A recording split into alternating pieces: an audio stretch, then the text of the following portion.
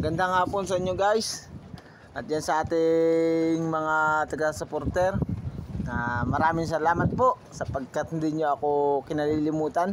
Ngayon guys ay tayo nandito sa Mapakatan. Nakikita nyo guys. Yan. Kung nakikita nyo, napakalawak ng dagat talaga dito. Nakikita nyo itong bangkang sinasakyan ko ngayon guys. Kasalukuyang galing lang kami sa laot. Kararating nga lang namin guys. Sobrang lakas talaga ng alon. Ay isang araw na kami nakapaghanap buhay. Dahil ayun nga, malaki na naman ang mga alon, malakas ang ulan. Pero kailangan talagang kayanin guys para sa pamilya. Alam nyo guys, yung pakaramdam na bawat alon na aming dinalampasan, parang hinuhugot nyo yung aming kaluluwa. Bali hindi namin yung guys siniintindi. Pagkat mas siniintindi namin ang aming mga mahal sa buhay sa tabi, na kailangan nilang kumain. Siyempre, kailangan ng panggastos ng mga kapatid natin, o may mga anak man kayo. Talagang, totoo talaga ang Pilipino, kahit gaano kahirap ang buhay, kahit gaano kahirap ang pinagdadaanan, laban lang guys. Dahil yung hirap ng buhay ay talagang kasama yun sa buhay ng tao. Kumbaga, kakambalan natin yan sa buhay dito sa sanlibutan. Kaya kailangan guys, mahirap man o hindi, huwag tayong susuko. Laban lang. Huwag tayong mawawala ng pag-asa. Ngayon guys, gusto ko sana kayong handugan ngayon ng isang tula para naman kahit nanggaling akong laot, hindi pa rin nyo ako makalimutan. At lalo na yung mga kaalaman natin o may mga talento man tayo, huwag natin itago sa ating sarili, bagkus ibahagi natin sa iba.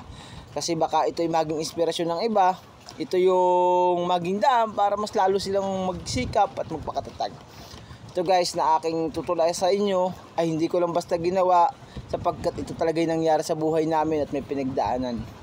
At sana guys, maging isa rin itong inspirasyon o maging isang halimbawa para hindi na kayo maligaw ng landas upang ang pamilya nyo ay hindi magkawatak-watak. Sabi nga, aanin mo ang dami ng iyong pera kung hindi mo naman nakakasama ang sarili mong pamilya. No guys? Kaya tama sana na tamang kumakain na tayo sa maghapon. Okay na, basta kaping natin ating mga mahal sa buhay. Guys, ang tula kong ito ay para sa mga magulang at para sa mga kapatid at ganoon din sa mga kaibigan na naligaw ng landas noon, pero dapat natin pagsisihan yung mga nagagawa nating kasalanan. Pagkat yun naman talaga ang kailangan natin gawin, dahil tayo-tao lang nagkakamali. Hindi man nga ako perfectong tao, pero ako naman yung kapag nagmahal, seryoso. Yan guys, ang aking tula ay pinamagatan ko guys ng isang pamilyang nagmamahalan. Ako'y may simpleng pamilya at namumuhay ng masagana. At kapag lagi ko silang kasama, ako'y parating masaya. Mababait ang aming magulang at pinalaki nila kami sa kabutihan. Kaya ang aming pamilya ay punong-puno ng pag-asa at ng pagmamahalan. Si lolo sa kwentuhan, si lola sa tawanan, si mama sa aktingan, si papa sa bakbakan, si nene sa awitan, si kuya sa sayawan, at siyempre ako naman ang bida sa kalokohan. Kaya napakaganda ng aming samahan. Ngunit noong si mama ay inaya ng kanyang kaibigan pupuntang ibang bansa nang dahil sa kahirapan, ako'y natulala habang tumutulo ang aking luha. Wala akong nagawa dahil isa lang akong bata. Kaya hinakap ko si mama, ayaw ko siyang bitawan. Ang sabi ko sa kanya, "Huwag mo po akong iiwan. Hindi po ako sanay kapag wala ka." Nagsalita si mama. Ang sabi niya, "Anak, ginagawa ko ito para sa inyo. Hindi ko to ginusto, pero ito ang kinakailangan upang kayo ay maiahon sa kahirapan." Lumipas ang isang taon na hindi namin siya nakasama hanggang sa ako ay pumapasok na sa isang paaralan. Nagchat si mama. Ang sabi niya, "Anak, iyong galingan." Lumuhod sa harap ko si papa at sinabi niya, "Anak, para magkaroon ka ng magandang kinabukasan." Simula noon, mayroon na akong kinakatakutan at Diyos Ama ang kanyang pangalan. Lumipas pa ang maraming taon hanggang sa ako ay malaki na. Natuto na ring magbisyo at sumama sa barkada.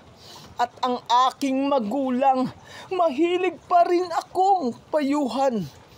Ang kaso nga lang, hindi ko na sila pinakinggan.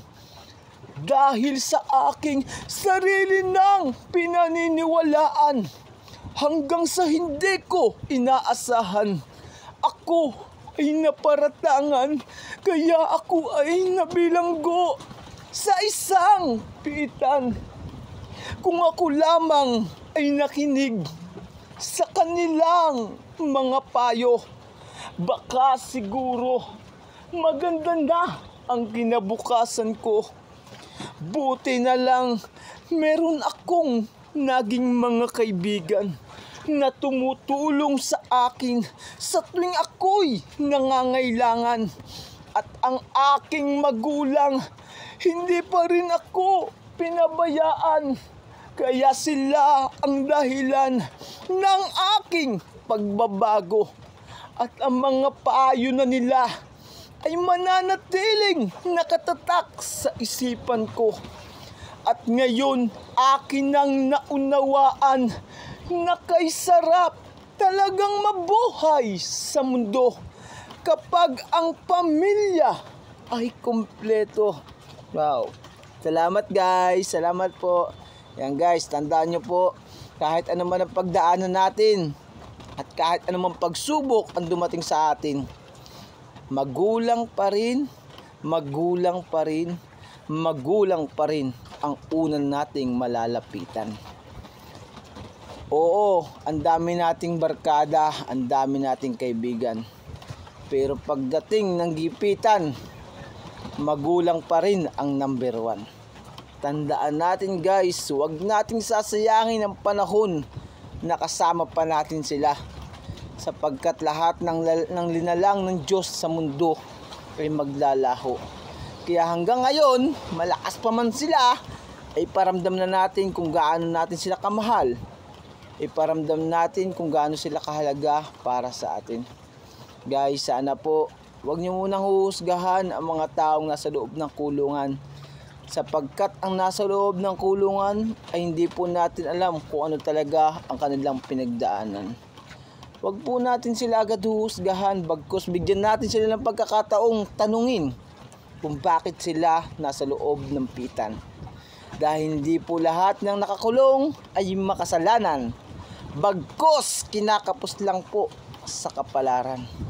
Kaya guys, sana po palagi nyo akong suportahan para marami pa po kayong makikita at marami pa po akong ipapakita sa inyo na magiging maayos upang ito ay maging isang inspirasyon nyo o maging isang babala para hindi na po kayo mapapunta sa ibang landas o maligaw ng ibang landas. Maraming salamat guys, at sana po patuloy pa rin nyo akong suportahan. Yan guys, papakita ko muna sa inyo kung gaano nakalakas ang hangin ngayon.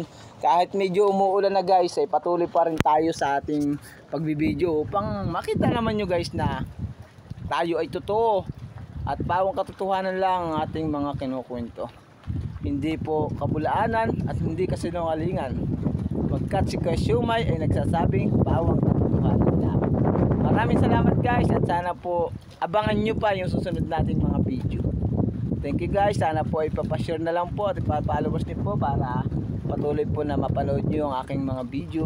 At ganun pa po man, marami pa po kayo mapanood ng aking ipapalabas.